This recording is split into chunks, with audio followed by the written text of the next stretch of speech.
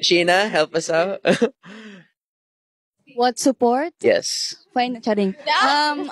Of course,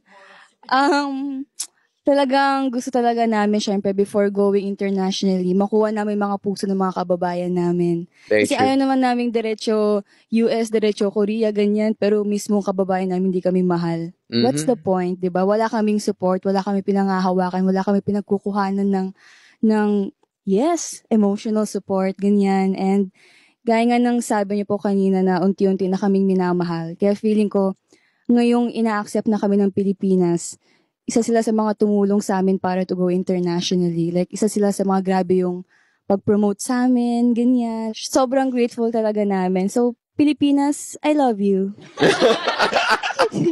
Love that. I mean, that is so true. I mean,